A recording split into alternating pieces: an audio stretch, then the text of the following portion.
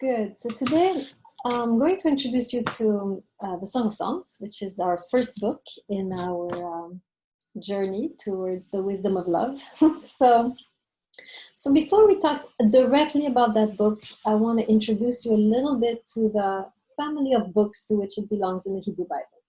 So because if you don't understand the family of books, if you don't understand the genre to which these books belong, you're going to miss the meanings that are hidden within these books, right? If you treat these books as ordinary Bible books, which is what most people are doing, you're going to miss the true message of the Song of Songs. So I have to first introduce you to that, and then we'll go a little bit into the Song of Songs. So just to get an idea, how many of you have read the Bible before, have some familiarity with the Bible? Let me see your hands. Okay, 1, 2, 3, 4, 5, 6, 7, about half of you. Okay, good. So, so good. So the rest of you, it will be a good introduction. So I'm going to be talking specifically about the Hebrew Bible. So this is the Bible, the scripture, which is used by both the Jews and the Christians. Except the Christians add on it, they add what they call the New Testament, which is the teachings of Jesus and the writings of Paul. But I'm going to go before that, Hebrew Bible. So I'm going to talk mostly about the Old Testament in Christian terms, the Hebrew Bible. So our book is found in the Hebrew Bible. So anybody know the 3 main sections of the Hebrew Bible? Just to review. I think one is, in the Jewish context, one knows that better than in the Christian context. Anybody know the 3 main sections? Okay, I'll write it down. So you have 3 sections. You have the 5 books of Moses, then you have the prophets, and then you have a section called the writings. Oops, I need to write to everyone. Okay. So these are the 3 main sections. So when you open a Hebrew Bible, you first have the 5 books of Moses, which is really the story of the patriarchs, the story of how Israel was slaves in Egypt and they were liberated and brought into the promised land. So it has a whole history of Israel, of the Jews, and then all the laws and regulations, right? Then you have the prophets. So these are the people these are prophets who arose during the time that Israel was already living in the promised land. They already had settled, they had kings, they had a kingdom. And now then, of course, with kings and kingdom, you have oppression and injustice. And so the prophets arise and they talk about, right, against the injustice. And then you have the wisdom books, which are the philosophical books of the Bible, right? And so what's interesting about these books is that they are actually rarely studied, right? So one doesn't know too much about them. So in the section of the wisdom books, you have, for example, the book of Job, right? You have our book, right? The Song of Songs. You have the book of Proverbs, the book of Ecclesiastes, or in Hebrew, Kohelet, right? And you sometimes have the book of Daniel, right? These are some of, oh my God. Sorry, my phone just rang really loudly. Whew, okay, I need to take off that ringer. Okay, so these are the philosophical books of the Bible, right? These are the books that are, in fact, interestingly, very rarely spoken of in a church or in a synagogue. So I want to talk about this a little bit, right? If you go to a synagogue and you wander in one Friday or Saturday morning, right, you will hear them read from the books of Moses, the 5 books of Moses. You will hear them read from the prophets, but not so much from the wisdom books, right? Maybe once a year, the book of Ecclesiastes is read in the Jewish context. I'm trying to think. The Song of Songs is alluded to once a week, but in general, right, these are not really regularly studied. So they tend to be kind of off in the distance. In the Christian context, almost never, right? If you go to a church, you'll hear mostly about the Gospels, you'll hear mostly about Paul, about the 5 books of Moses, but very rarely you will hear about Ecclesiastes or the book of Job and so forth, okay?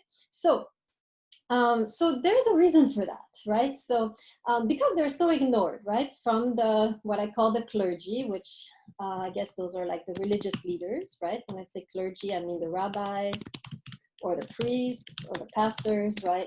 That's what I mean by clergy, religious leaders.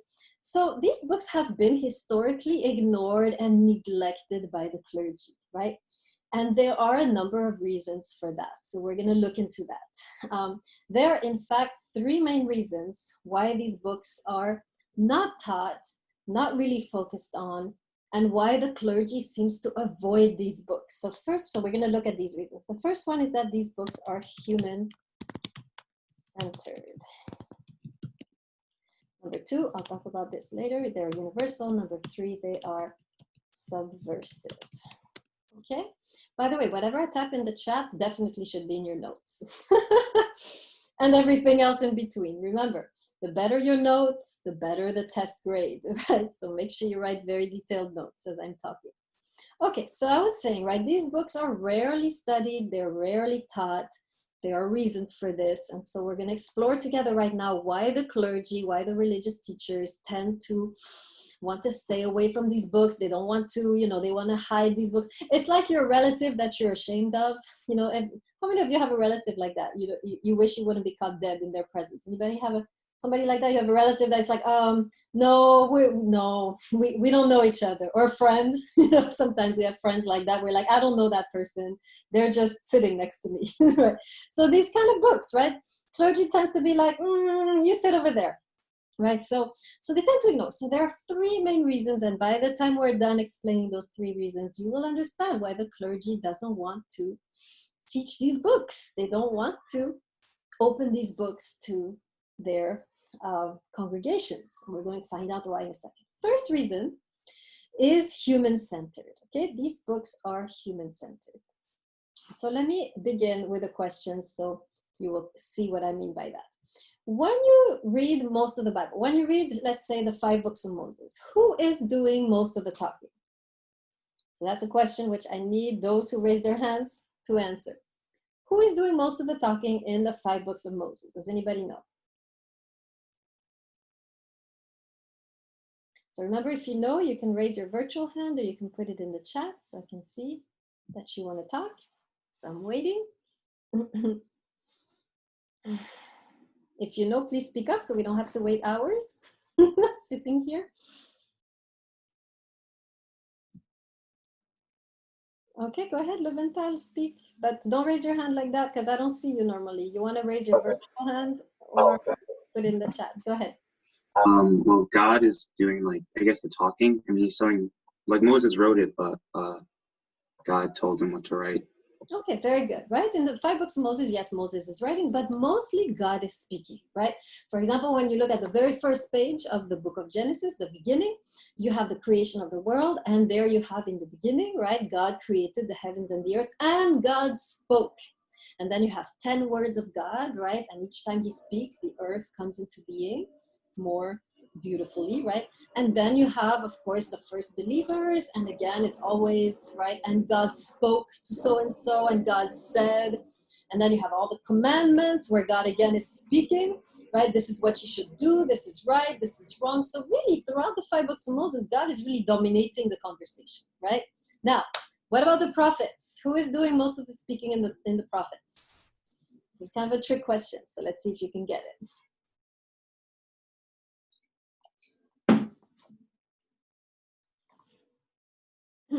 Hurry up, guys. Somebody answer.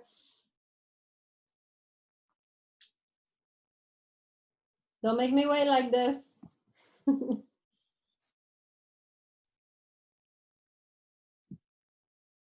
Yes, Mental.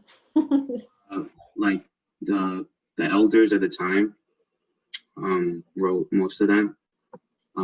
Or, like, it was people wrote it. And who are they speaking on behalf of? Well, usually, like, in the books of the prophets, it's mostly like the stories of the time of, like, the Jews' struggles, and who the prophets were of the time that were well known and who did things to, like, help out or, like, fix society.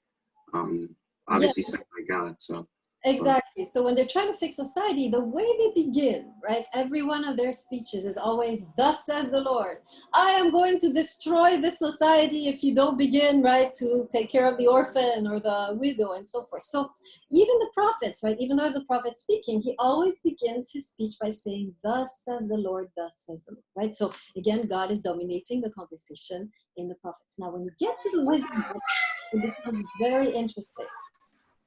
Sure. Muted. Guys, please make sure you stay muted so I don't have to hear all your background noise. Okay, so when you get to the wisdom books, you get to a very different climate, right? All of a sudden in the wisdom books, does anybody know who is doing most of the speaking in the wisdom books? The book of Job, the Song of Songs, the book of Kohelet, Ecclesiastes, Proverbs. Who is doing most of the speaking there? Very different now. Very different atmosphere.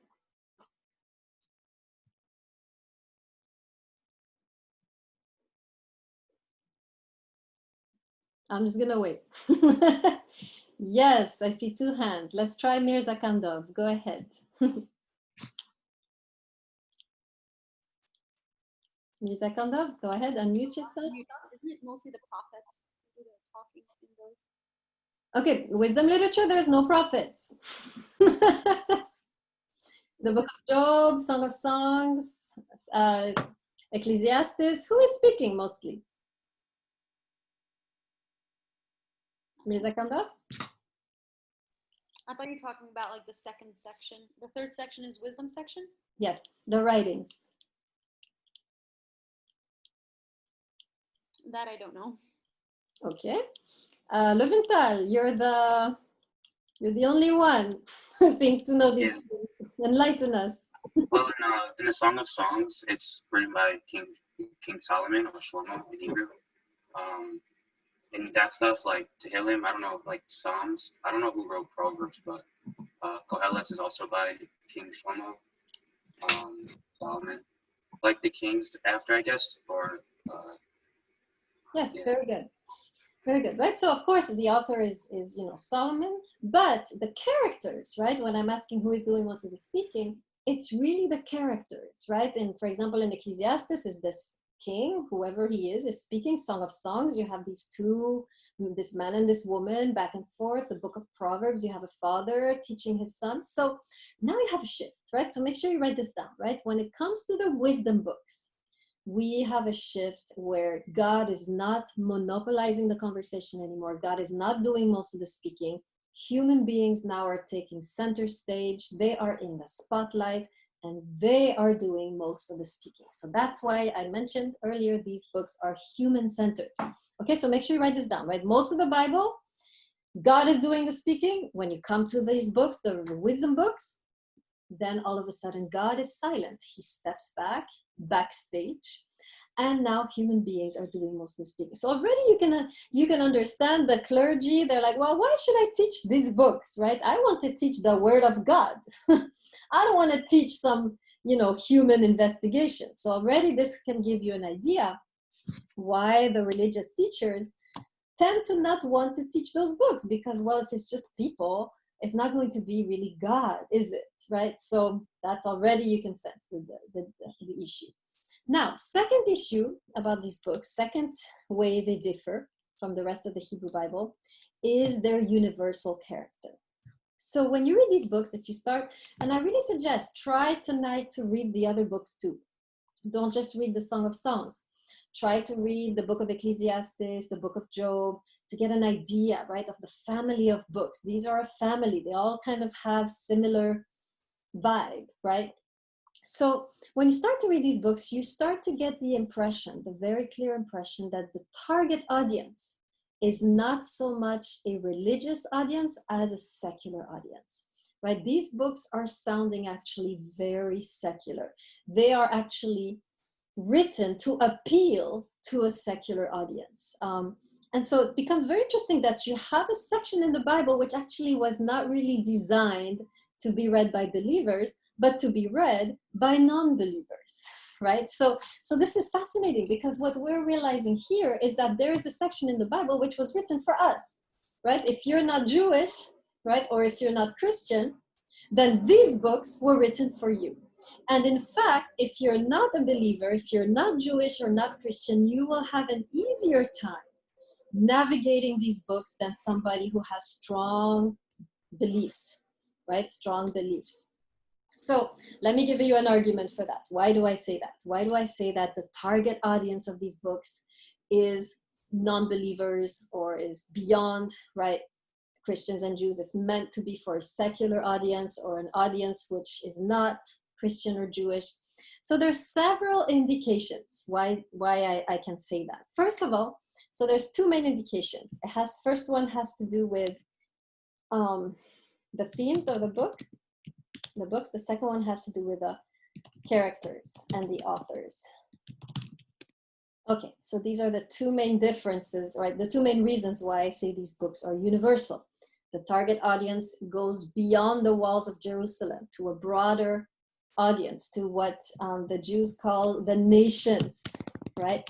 The nations are the target audience, not so much the Jews, right? The nations surrounding. So Africa, India, Asia, the Americas, these are the people who are meant to inherit these books. These books were written for them, right? Okay, so first of all, this with regards to the themes, right? When you read these books, you will notice that these books are not so much interested in religion, right? They don't care about, you know, a ritual or commandments or, you know, what time of the day to do this or how to eat that or how to wear this, right? They don't really care. Does anybody know what do these books usually talk about? They don't talk about religion. If they don't talk about God, what do they talk about? Anybody know?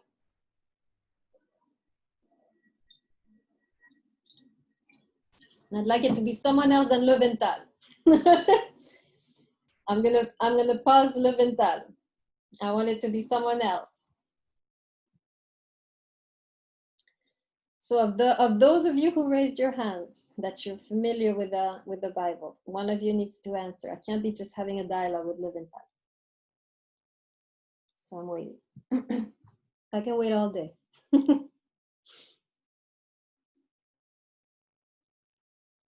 By the way, if you don't know, just say you don't know. That way I have someone to communicate with.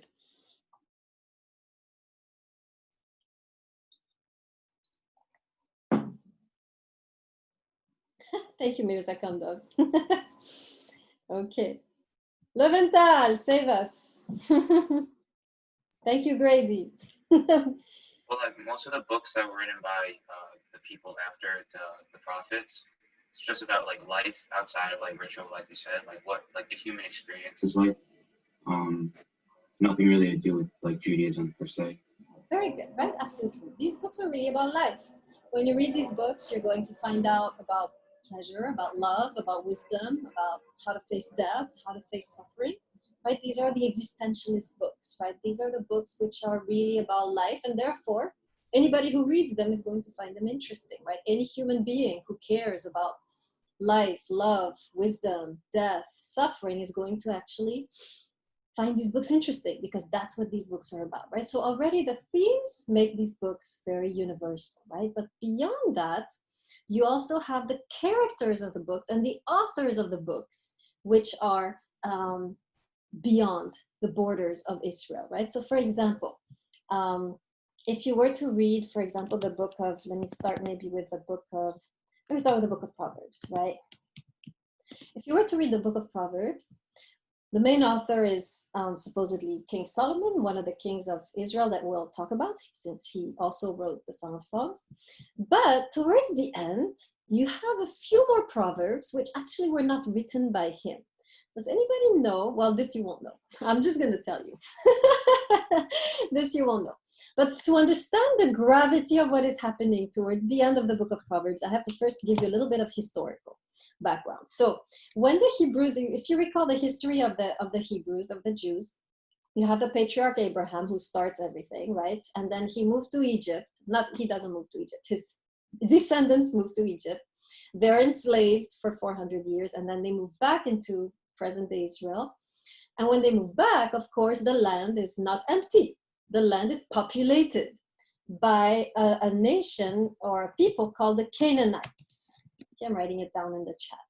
Right now, the Canaanites, as the Hebrew Bible describes them, they are very degenerate, violent, depraved people. That's the way the Bible describes them, right? And so the order is, we need to get rid of these guys. We have to cleanse the land of these guys. So we have a kind of ethnic cleansing, right, going on in the Hebrew Bible. So these people have to be killed, destroyed, wiped out, because they're so depraved and they're idolaters and they you know, they're so impure and corrupt, we have to really get rid of them. So indeed, right, there's a lot of battles, many are killed. So knowing this, right, this is the historical background. Now, when we look at the book of Proverbs, we have a small shock. Now, based on what I just said, you can guess. Guess where the last few authors come from. See if anyone can guess based on what I told you. I set it up for you.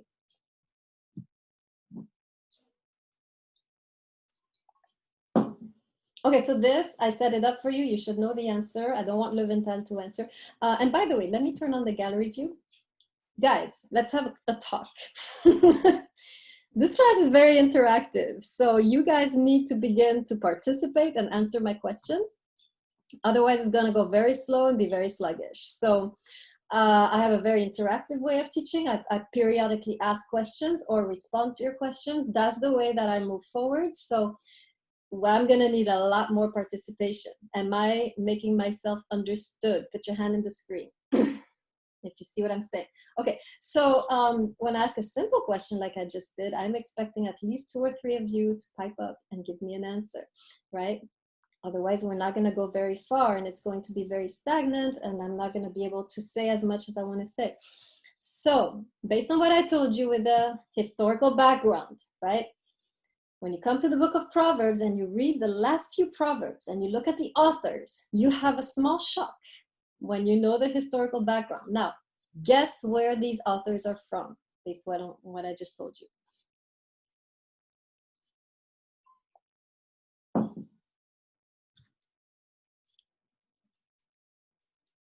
Very good, Lensman.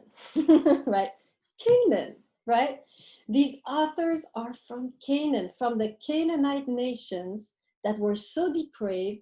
And here you have a couple of them that have been contributors to the sacred text of the Hebrews. Now, this is highly unusual, right? The last few Proverbs were written by some Canaanite sages, by some sages which came from this depraved, corrupt nations. Now, can you tell me why do you think the author of the book of Proverbs would include some of these guys? What was he thinking, right?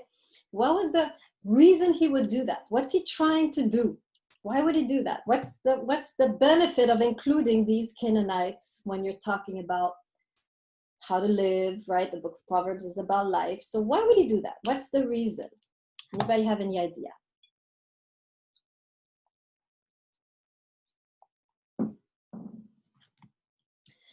Very good, Gibbon. So one reason, right? One way to do that is to reach a wider audience, right? If you have somebody from your culture writing in the scripture, you're going to resonate with them more. You're going to vibe with them more. Very good, right? Now, why would you want to include other people apart from what Gibbon said, right? To reach a wider audience, as you're trying to teach Israelites how to live, why would you want to include Canaanites? So let's imagine that the author is also writing for the Israelites, right? Even though he's also trying to reach a broader audience.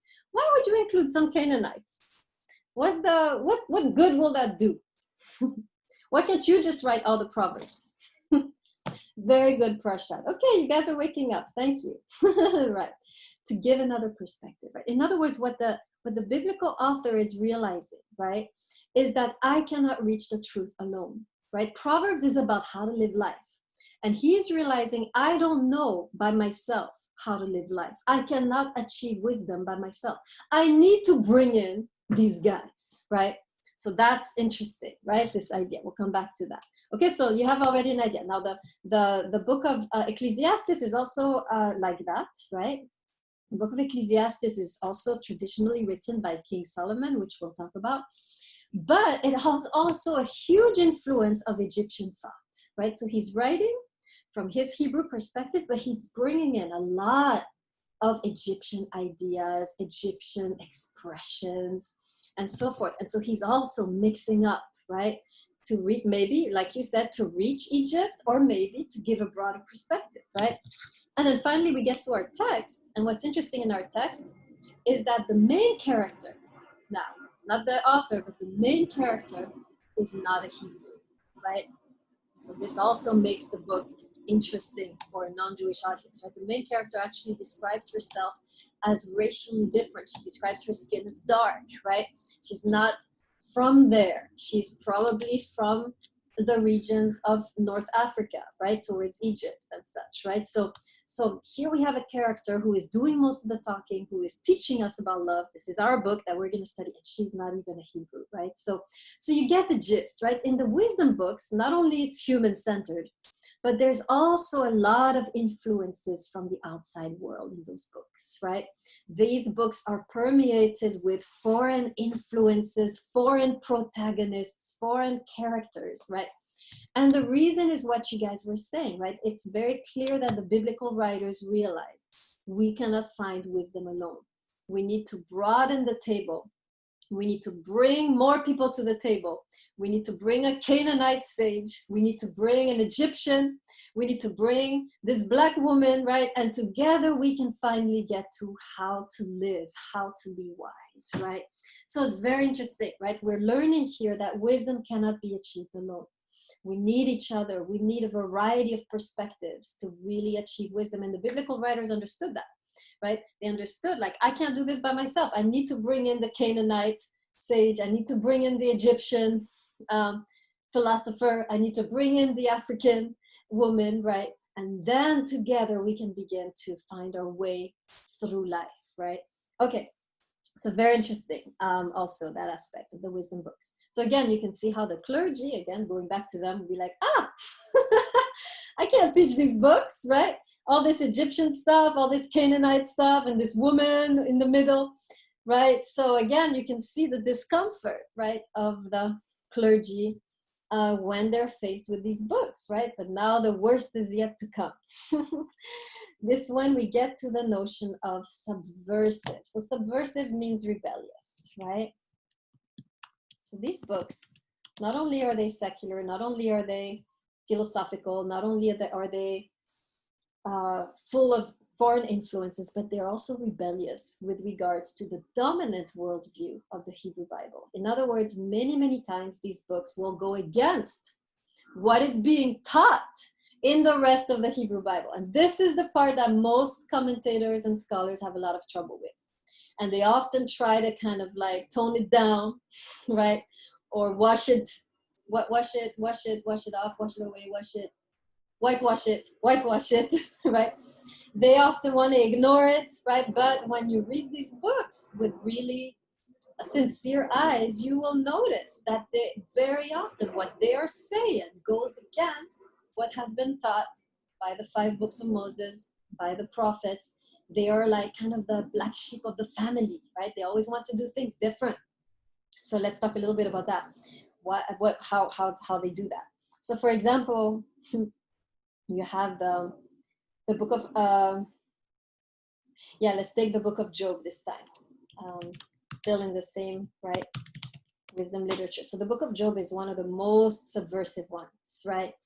So book of Job is about a man who was very righteous, very pious.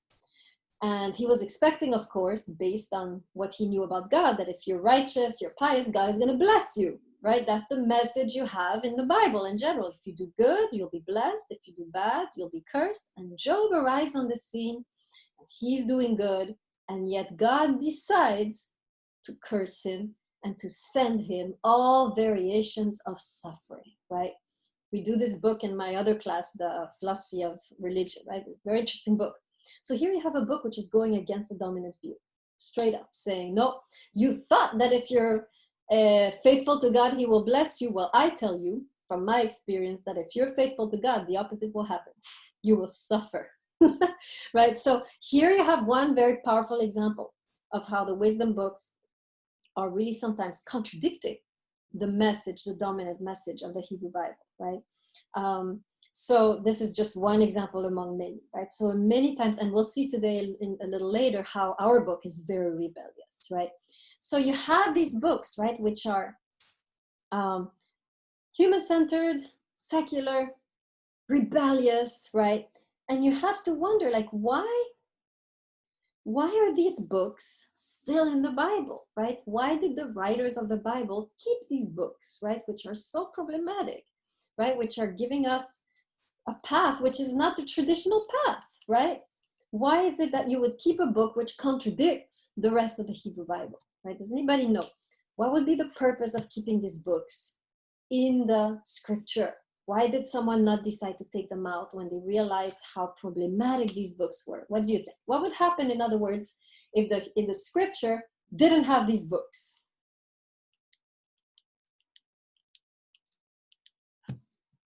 So Landsman, what do you mean when you say to teach the readers a lesson? Speak to us. Like maybe if readers like read it and it's not necessarily the way that they're taught to do things, and they can learn kind of what's the right thing to do from seeing what was the wrong thing to do. Okay, so yes, this is one way these books are taught, right? Look, this is how you should not live, right? Now, I'm not gonna take that perspective, right? I'm gonna take the opposite perspective, that actually these books are there to teach us something positive. So let's see, Lensman, if you can review your perspective or find another perspective of why these books are there, even though they are so problematic. So yes, you're right, this is one way that they're taught, right? But I want to see how they also might have a positive contribution, right? What would that be? Try to think about that, Lensman. Anybody else want to try? Yes, what do you mean, Evans, when you say to start a conversation?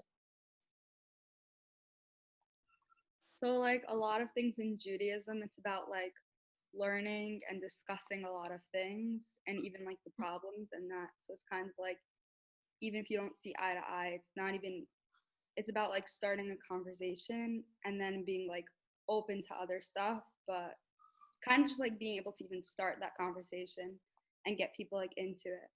Okay, very good, right? These books are meant to broaden our horizons, right? If you're used to growing up within a certain worldview, the view can become at times rigid and small, right? And so these books are there to kind of like shake things up, right? Put some oxygen, right? Kind of open the windows and the doors, right? Challenge us to think beyond where, right? So these books are really in many ways healthy in their rebelliousness, right? Because if these books are not there, and we become too used to thinking like everyone in the particular religion, and we think like this, and it can become very, very small, narrow-minded view, right? So these books, even within the Bible, there was the awareness that religion can make you narrow-minded. And so these books are written to push a little bit, right? To expand the mindsets. So in a way, these books are the antidote to the narrow-mindedness that religion can sometimes develop in us, right? Very good. Whoever you were. Who were you? What's your last name? Evans. Yes, very good, Evans. Let's see. Anybody else want to try before I give you my attempt at a response? Why do you think these books are still there? Okay, good. You guys are doing better. Could it also be to kind of like test like their faith, or not their faith, but like to test them, because it's teaching something completely opposite than what they believe. So it's kind of like to make sure that what they believe, it's like structured and strong. Yes, I like what you're saying, right? These books are meant to challenge them so that they can not necessarily leave behind what they believe, but go deeper, right? I always say to students, when you are being challenged, don't feel threatened, right? This is an occasion for you to go deeper in your own beliefs and find a way to explain why you believe what you believe from a deeper place, right?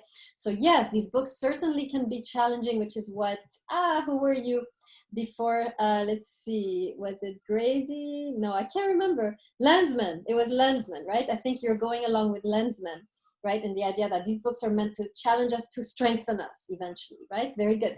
I think there was another response. Who was it? Was someone else trying to talk? Okay. All right, good. That's the idea. Continue doing like that. You guys are doing great. Okay, here's another way to see this, right? Why these books are still there.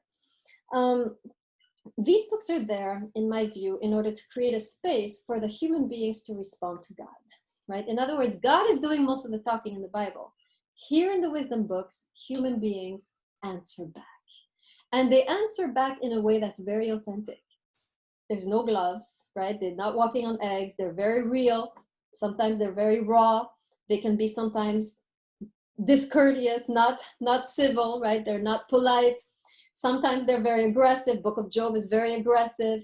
The book of Ecclesiastes is very pessimistic, right? So it's kind of the raw, unfiltered human response to God's revelation, to God's word, right? And so it becomes really interesting because we realize that God's revelation is not completely there until the human beings respond. And you need that response to really have the complete revelation. So let me tell you a story to drive this point home. This will help you understand, right? In other words, let me just summarize what I was trying to say, and then I'll tell you the story. In other words, what these books are teaching us, with all of their questions and their doubts and their rebelliousness and their, curiosity for other religions, right? These books are telling us that questioning and doubting and being real is also part of the spiritual journey, right? The book of Job is questioning God. The book of Ecclesiastes is questioning God. Song of Songs is deeply rebellious, right?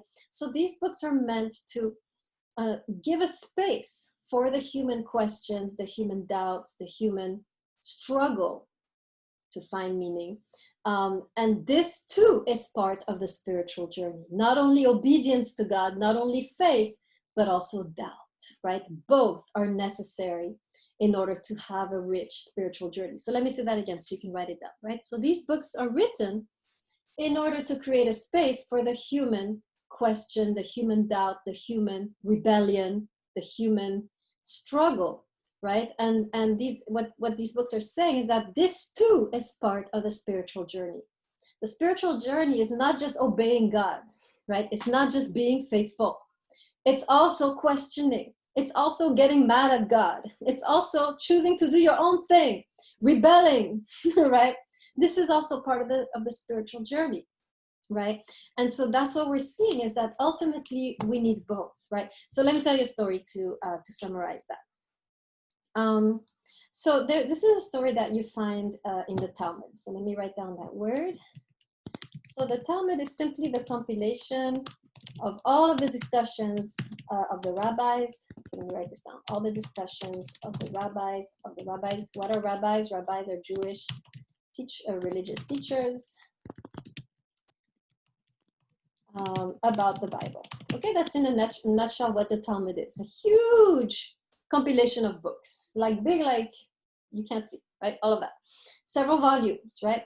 And in these volumes, you have all the discussions of the rabbis, which are the Jewish religious teachers, about the Bible, right? So in the Talmud, you have the story of a bunch of rabbis that got together to study the Bible. They started in the beginning, and they were going chapter by chapter. And so they get to the story, very early on, to the story of Noah. Okay, how many of you know the story of Noah? Put your hand in the screen. 4 people know the story of Noah? Okay, how many of you saw the movie with called Noah? With, what's his name? It was a few years ago, like 10 years ago. Where he builds a big boat and all the animals go in and they are saved from the rain. Anybody know this? Who played in that movie? Russell Crowe, I think. Anybody remember that movie? I think it was Evan Almighty. Huh? Was it called Evan Almighty? No. It was a story about Noah. Called Noah, I think. Okay, that's your assignment. You need to go see the movie. So how many of you know Noah? So I can do my thing. Just like 3 or 4, 5, 6. Okay. All right. So the rest of you'll get as we go along. So they get to the story of Noah, and they're absolutely outraged. They hate the story. They hate Noah. They despise him, and they almost give up. They're like, we're not going to read this anymore. We don't like this. So they almost give up, but one rabbi says, let's just continue. Oh, the rabbis that are studying, right, together. They get to the story of Noah, and they're like, we don't like this character at all. So they continue reading. They're a little slower now. They're not as enthusiastic. And they get to the story of Abraham. Now, how many of you know the character of Abraham? Put your hand in the screen. Okay, same amount. All right, so you'll find that. So get to the story of Abraham, and then they're like, wow, this guy's amazing. We love him. Let's drink a toast to Abraham. They have a little dance. They're so happy, and they love him to death.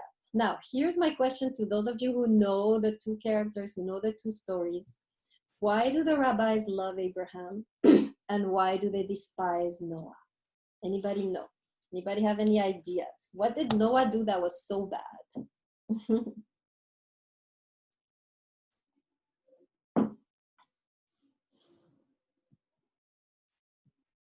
This one's tricky. This question's tricky. I don't remember exactly what he did, but I know they said when he first came to like the land, he walked in like a path of sin. Yes, that was right after the flood, right? He came out and he got drunk. So, but it wasn't that. It was even before. It was even before. So Noah is the person, right? God comes to Noah and is like, I'm going to destroy the world. Here, build an ark, build a boat to save yourself. So he does that, right? Rabbis see that story and they're like, ew, who is this guy? What an awful person. So what is so awful about him? Leventhal, you want to give it a try? Yeah, was it because I don't really remember the whole story, like all the details, but I know that like God only told him to take animals with him. So like the rabbis might have been like pissed off that he didn't try to help the people of his time to like save themselves.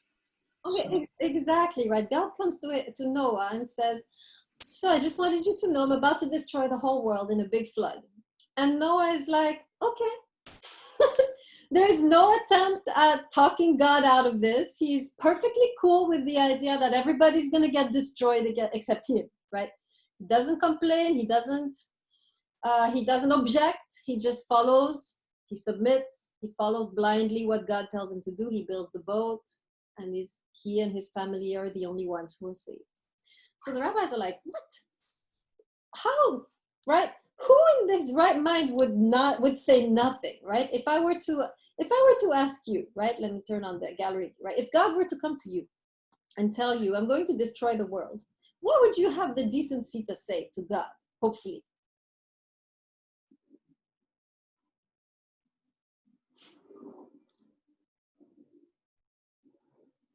Yes, great. Why? Yeah, like why? Like, are you sure? Like, is this a good idea? Like, did I hear you correctly? God, have you had your coffee? Are you tired? Like, did you eat breakfast? Right? You wouldn't be like so zen about it. You would at least speak and say why, or even have a conversation. Let's talk about this, right? Let's not just let's not what's the word? Let's not move too fast. Right now, get to the story of Abraham. We have a very different scenario. Same idea. God comes to Abraham and tells him, I just wanted you to know that I'm about to destroy. God seems to destroy a lot of things in the Hebrew Bible. He said, I'm about to destroy these two cities over there, Sodom and Gomorrah, because of they're so decadent. I'm about to destroy them, and I thought you should know.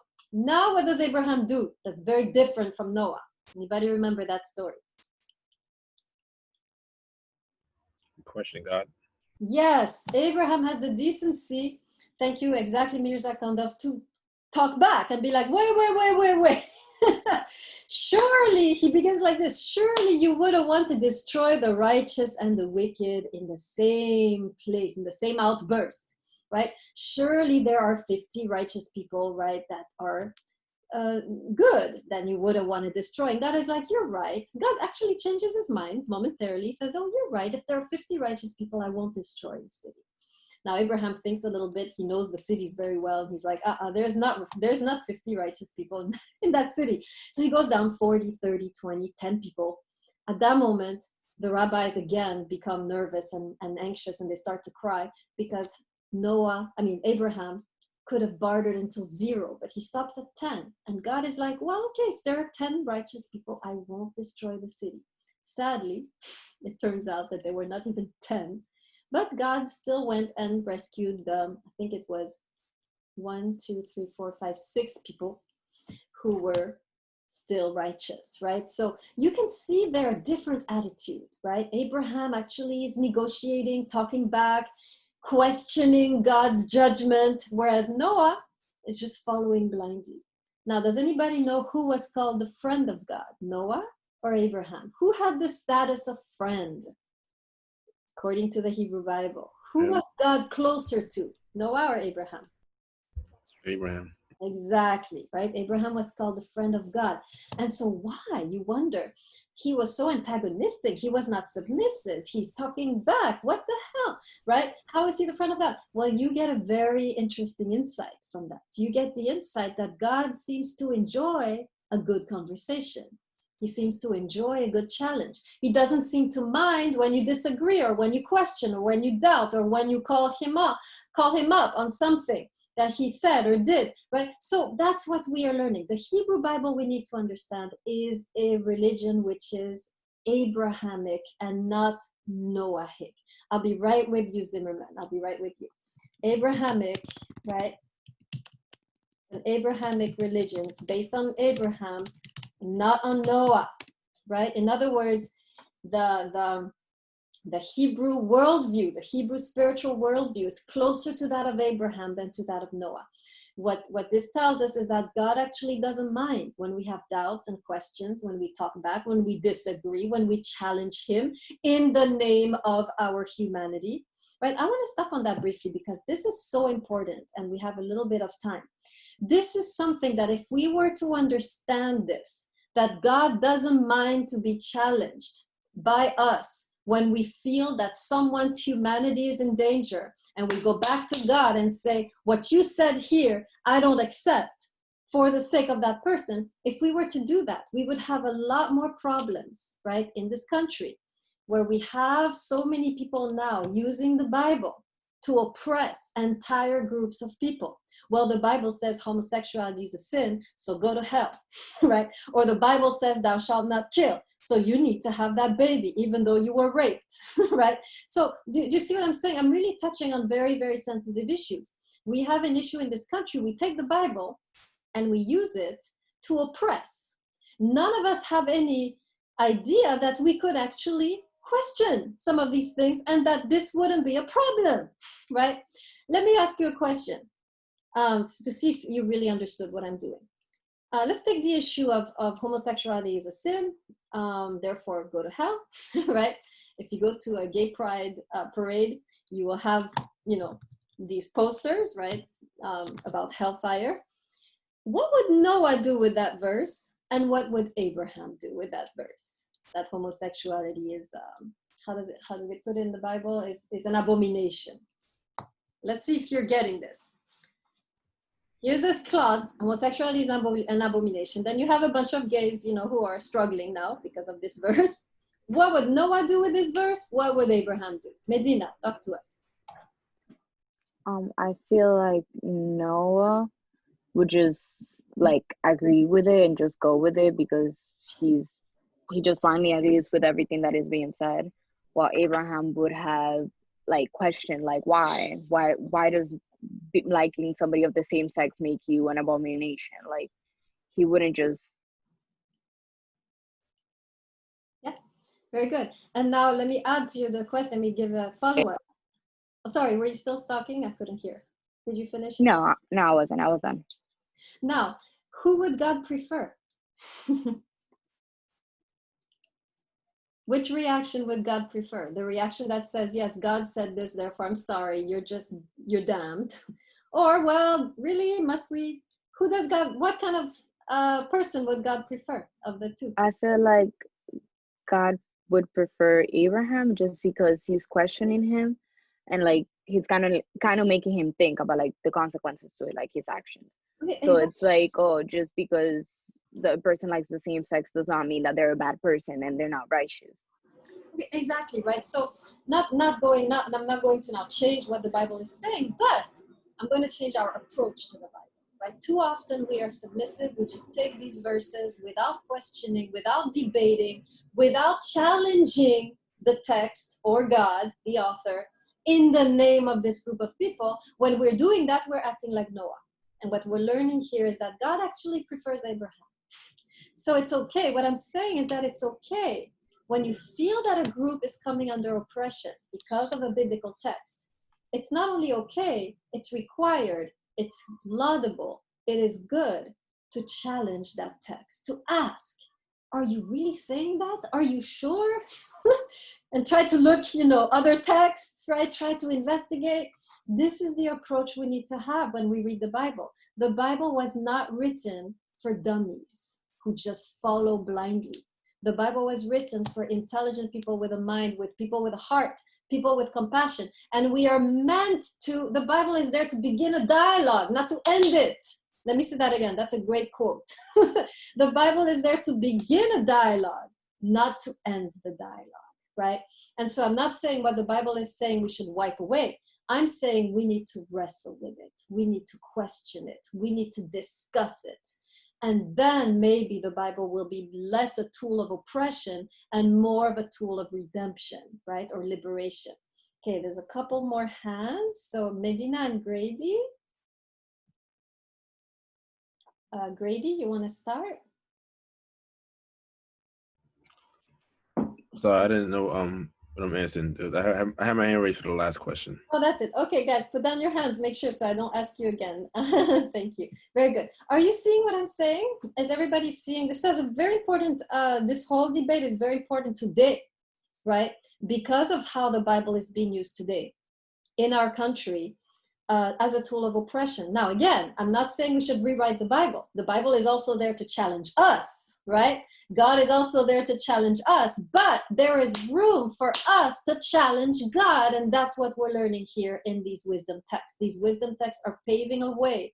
They're showing us a way of that we ought to also, if we're really going to have a spiritual journey, a journey with God, we need to also pipe up occasionally and challenge him, right? Challenge his teachings, discuss, right? We ought to be more like Abraham and less like Noah, right? So any of those issues, right?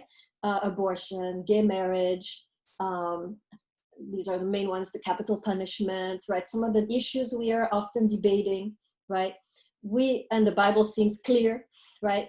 I think our attitude has been too much like Noah's, and this is not the attitude that is recommended by the biblical text itself. The biblical text is encouraging us to be more like Abraham, right? Be more critical, question, doubt, ask, discuss, challenge, right? And we realize that God actually is not, he's not bothered. He actually enjoys. Oh, someone's talking to me. Somebody's reading. Somebody's thinking at last, right? Okay, good. So now I have an idea a little bit. So the wisdom books are the challengers, right? They are the ones who have the audacity to challenge God, and they're teaching us how to do that also, right? Because a healthy relationship, we're learning about relationships in this class, right? A healthy relationship is a relationship where both are challenging each other. It's not a relationship where one is dominating the other, right? A healthy relationship is never one of domination. It is one of mutual challenge. And it's the same here in the Hebrew Bible.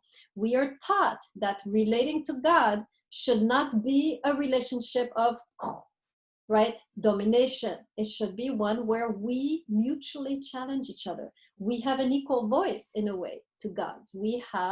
There is a space for us to respond. That's what those wisdom books are teaching us, right? Okay, good. Let's go now briefly into the Song of Songs itself.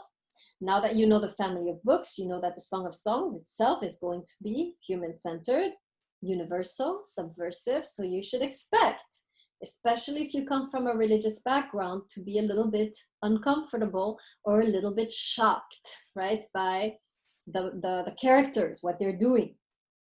So let's go over that really briefly.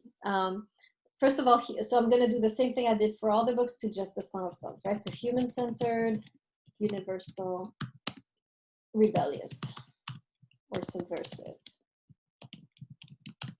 Okay, so now we're zooming in, right, on the Song of Songs.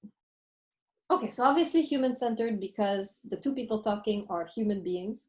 You don't have God speaking any type of law. There's just a man and a woman talking back and forth about how pleasing they are to the other, right? There's no religion. God is actually mentioned only once in passing, right? He's not really the center of attention. The center of attention is the beloved, right? So here, the main centerpiece of this work is the two lovers. They're just looking at each other. They're not worshiping. They're not reading the Bible. They're just completely into each other, right? So that's, first of all, human-centric, right? Second one, universal. I told you before, right? The woman is Black, the man is Jewish. Here you have a union that breaks with convention, that explodes culture, right? This was, remember, not allowed. Here you have, right, this kind of mixed marriage. And of course, the main character is the woman. She's the one doing most of the speaking, and she is not Hebrew, right? So here we have an African woman teaching us about love, right? And not a Hebrew rabbi.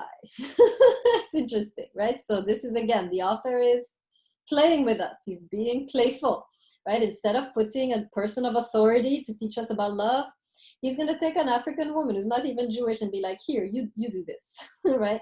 And she's the one who's going to be really teaching. And we're going to see a little bit of her teachings, of course, as we get more into the text. And finally, rebellious. So let me look at, there are several ways that this text is rebellious with regards to the rest of the Bible, right? First of all, the woman, so let me write these down because these are important, right? So first of all, first way that this text is subversive, the woman takes the initiative. So in biblical culture, this never happens, right? In biblical culture, you have the father, actually, yeah, you have the father goes, finds someone, chooses, and then he brings him to the woman, right? It's not the woman going around taking the initiative, right? The woman is locked up somewhere, and you know, the beloved, the man maybe catches a glimpse, then he has to negotiate with the father, and it all takes place between the man and the father. There's nothing that the woman is doing except agreeing, right? In the Hebrew Bible, there's still consent, right? The woman is still allowed to consent or not, but the transaction is not, she's not the one doing it. Here, the woman is the one, she takes control, right? She initiates the relationship, and she doesn't initiate, she moves very fast, right? She initiates immediately with sexual overtones, right? She begins, first thing she says in the text, when you read the text, is, kiss me with the kisses of your mouth, for your love is as sweet as honey, right? So she's basically making a sexual advance. That's the first thing she did. She's not asking him about his CV. She's not trying to get to know him better. She's not asking him if they share the same values. She's immediately going for the main course, right? There is no preliminaries. So this is very shocking, right? So that's the first thing, the way that she takes the initiative, the way that she takes the lead, the way that she's the one controlling the relationship is not very patriarchal. And this is, and remember, patriarchy is the dominant culture of the Bible, right? So that's the first thing. Second thing, which is shocking, is the way that it's a mixed marriage, right? So this is actually unlawful, right? There are many laws in the Hebrew Bible that prohibit Jewish men from marrying women who are not Jewish, right, or Hebrew. And here you have clearly this woman who is an outsider. She doesn't belong. She's not part of the community. She is even, one might wonder if she is even a different race, right? She describes herself as dark-skinned, meaning I'm different, I'm not from here. And many commentators argue that she might actually be of African descent, right? The society at the time was very mixed. So here they are in a mixed marriage. So this should be, this should give some of you hopes. I know there's a lot of relationships in Queens where you're going against your parents' tradition to date someone. This text is on your side, right? You have a text in the scripture that is actually saying it is good to date someone from another religion or ethnicity or race. So here you have that, right, in the text. And then finally, last thing, we have with regards to sexual, let's see, how do I put it? They are also breaking, right? They're breaking every social convention around relationships. Right? In other words, there were many rules guiding relationships in the culture, right? For example, you couldn't be alone with a woman. These guys, they go in the countryside alone. You'll see them in nature together. What are they doing? Picking apples? I don't think so, right? So you have that, right? You have the fact that there is the notion that she might not be a virgin actually when they come together, right? So this is very subtle in the text, but it's there, right? There is no explicit mention of marriage. You don't see them at one point getting married, and yet they seem very promiscuous, right? This is also taboo, right? So they're really breaking all the rules, right, of society when it comes to being together. So having said all this, right, you start to wonder, well, what am I going to learn from this text, right? These two people are like, they're breaking all the rules. They're committing all kinds of blunders, and they're breaking all kinds of commandments. What can I possibly learn from these two? So that's the suspense. What are we going to learn, right? Now, one way to answer that is actually a student came up with this beautiful explanation as to why this text is there when these kids, these two people in the poem, breaking all the rules, lost their virginity. At one point, you'll see that he is also cheating, right? So there's a lot of issues in that relationship. It's not a perfect relationship. It's not a relationship that's, following the wisdom of the sages. It's not a relationship that's following the guidance even of the Bible, right? So why is this story there, right? What's interesting is that the story, what the student was telling me at the time when she described this text, she said, well, this story maybe is giving us the second path, right, to finding love, right? So there's two paths to finding love. Make sure you open your ears because this will help. First path is you follow the rules. You have your culture, your tradition has certain rules, how to go about it. And that's very good. Follow the rules, do it right. And then you'll find true love. But what this text is saying is that also for those who have broken all the rules, also for those who have become tainted, there is hope, right? The two characters in our story, they broke the rules, they made mistakes, and they have become what we call damaged goods, right? And yet, and this is the beauty of the story, in spite of the fact that they don't follow the rules and they mess up and they end up in this place, right? In spite of the fact that they are in the beginning of the story, damaged goods, right? They end up finding true love too, right? And so there are two paths. There's the path of the believer who conforms and does things right. But what this text is saying is that also the one who has transgressed, also the sinner, can find their way to true love. And this is the path, right? So there are two kinds of people in this classroom, by the way. There's the people who follow, and there's the people who transgress. I know I can divide you in those two groups. Half of you are followers, and you understand the wisdom of your tradition, and you will follow it, and you will be happy. And it is good to follow that tradition. There's so much beauty and wisdom in tradition. But some of you can't do that. Some of you have to transgress. Some of you have to explode all of the structures. And some of you will find yourselves what society calls damaged goods. You will find yourselves broken by your own mistakes. But there's hope, because the two characters in our text are as broken as you. And yet, the story gives them a happy ending. They end up finding true and lasting love. So what the text is saying is that there is two kinds of people. The people who follow and the people who transgress, and both can find their way back to love, right? This is the beautiful message of hope and grace that we have in this passage, is that no matter how broken you are, no matter how tainted you have become by whatever happened to you, you can still, broken as you are, find true love. And this text will give you the path to that, right? So it's a beautiful text on that level. So that's why we have such a crazy text in the Hebrew Bible. This is the gospel of the sinners. Sinners, quote unquote. We're all sinners. But for those who are seen as sinners, right? Okay, any questions on anything I said so far?